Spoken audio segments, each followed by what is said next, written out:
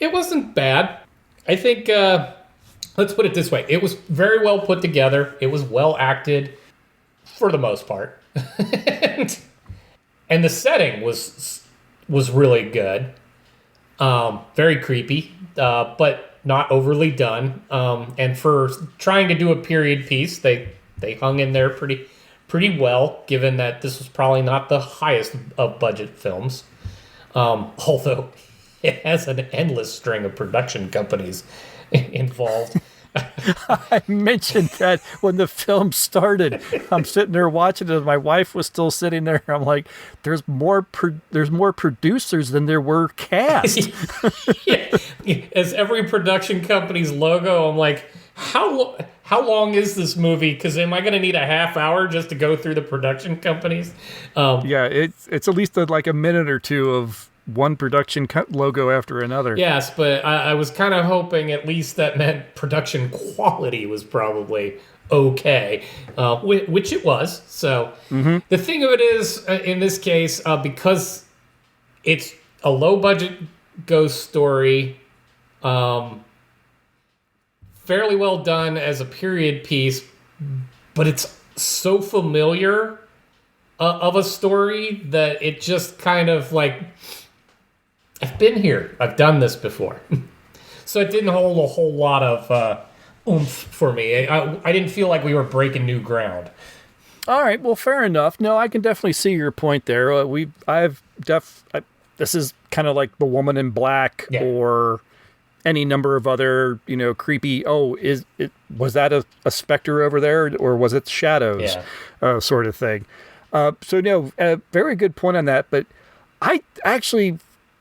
It could have, and it would have had me, and I think I would have enjoyed this one a lot more had they not tried really hard to make it an hour and a half. I was a little annoyed with the constant flashbacks to scenes that we, the audience, just experienced a few moments before. Yeah.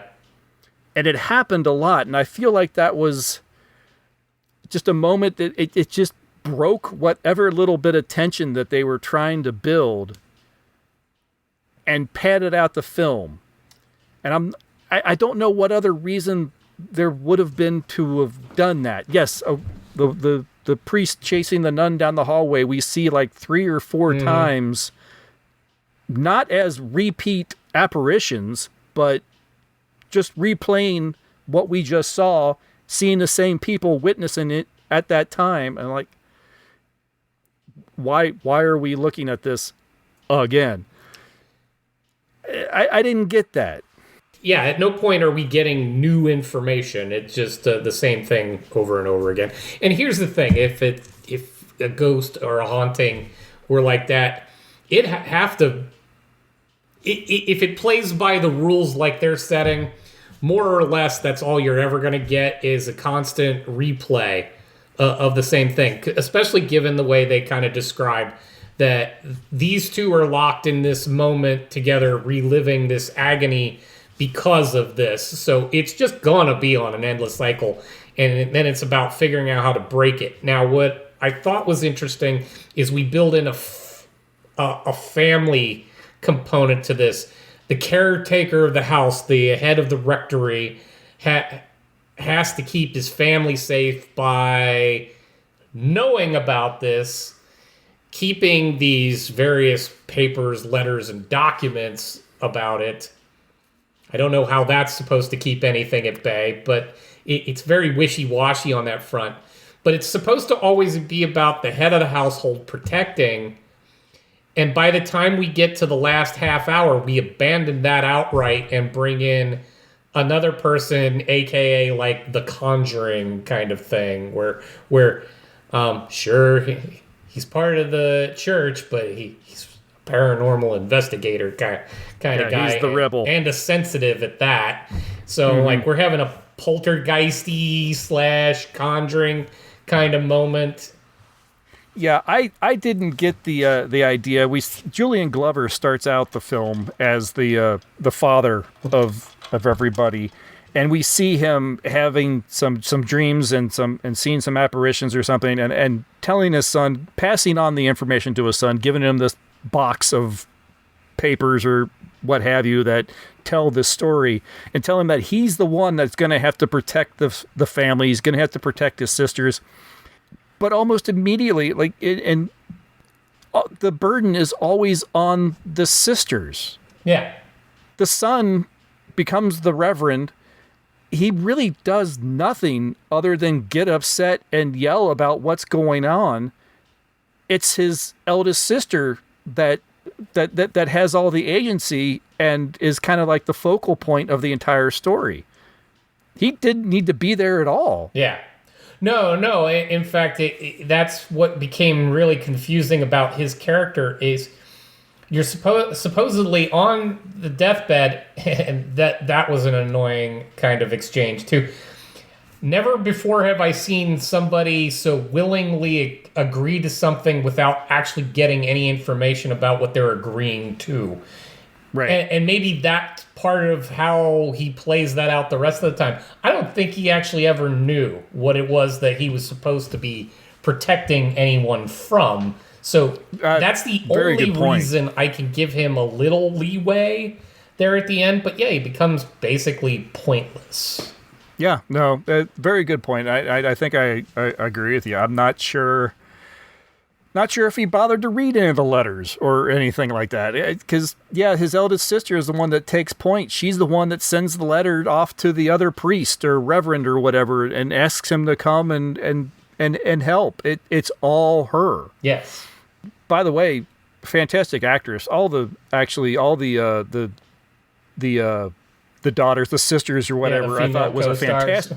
Oh, the fantastic cast. The weakest link in this film is the guy, I think, that plays their brother, who is inferred to be the hero in the beginning, and then does nothing for the rest of the film.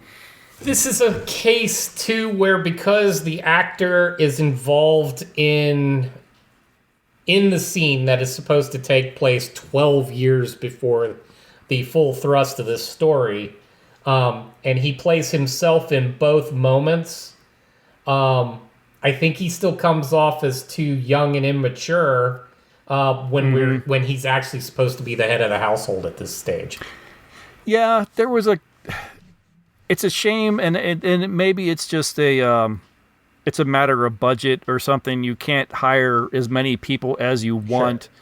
But for the majority of the cast, they play themselves as their 12-year younger selves. And the current...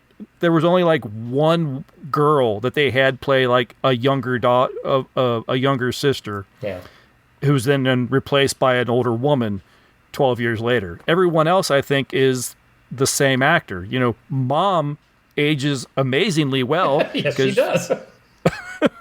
She doesn't look any different 12 years later. To her credit, I mean, great job. Yeah. Not bad for a late 1800s, 1900 England.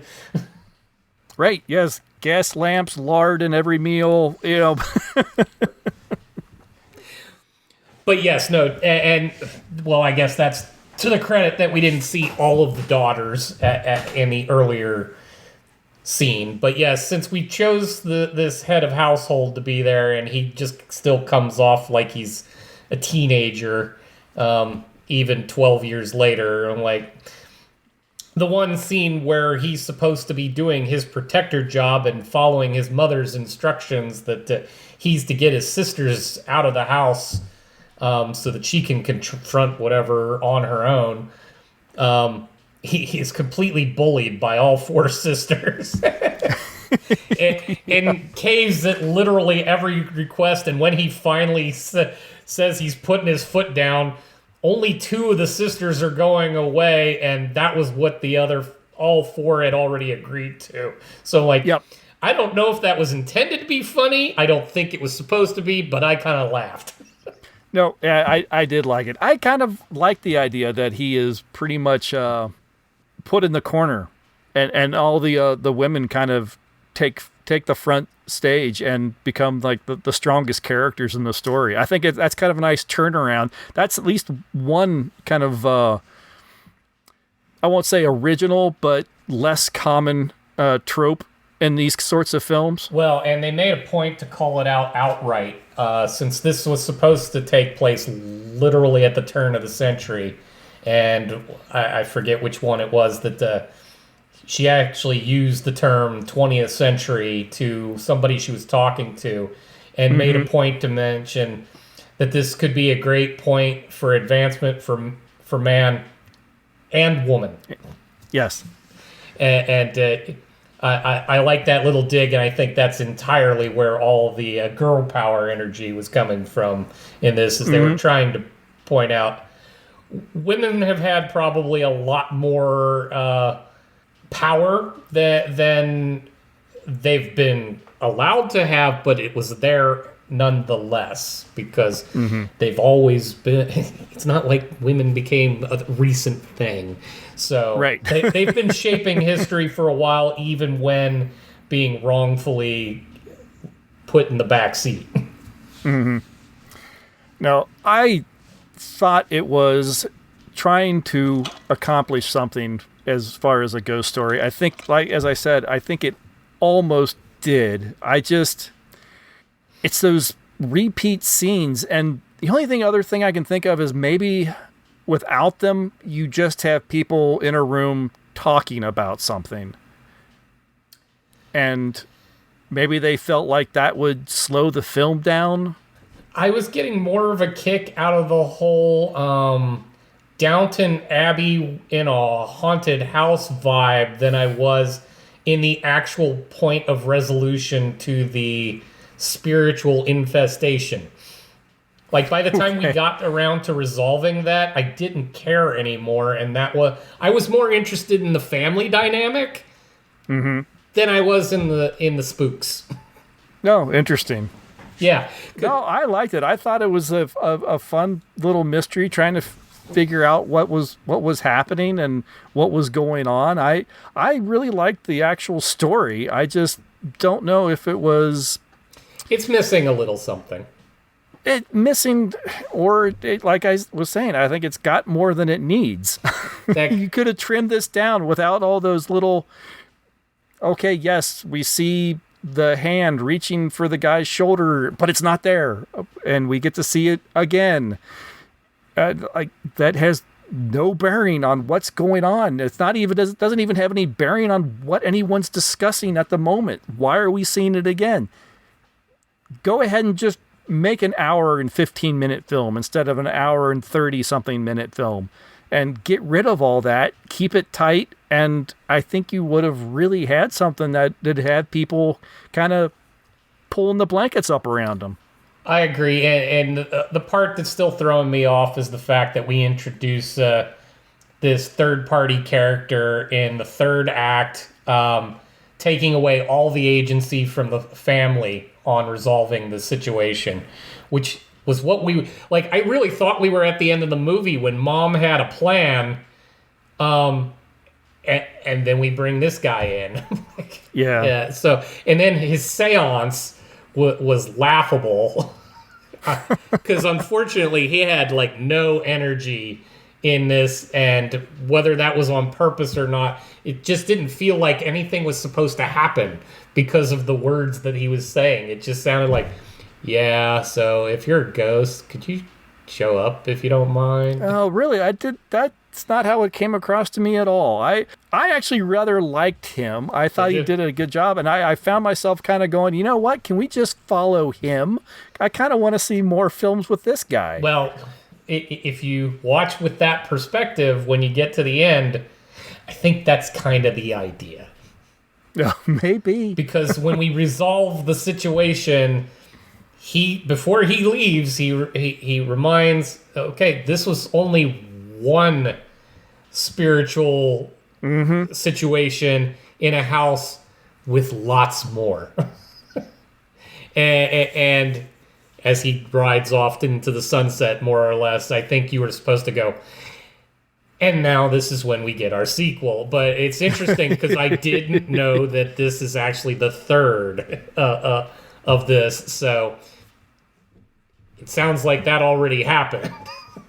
Well, like I said, I think this works as sort of a prequel to the other films, and I think the other films are set in like more modern times, as if I guess in a kind of an alternate reality where Borley House still exists, still stands. Yeah. Right. I haven't seen the other films. I haven't actually even read about the other films, but the ratings, just unlike IMDb, this one does okay. And the film that came before it is like down in like the 3 stars. Oh, wow. So I'm like, okay. Not sure. Maybe I better stick with the one that I know I like and not go and ruin it. Kind of. But since you've given me that information, at least it means how this movie parts suggests that they're alluding to the fact that there are other movies.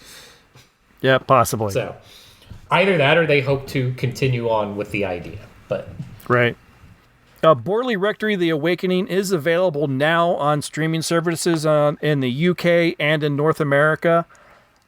This is a great time of year to go and find a film like this, and I think this would be a decent watch for your kind of like build up to Halloween, and even after.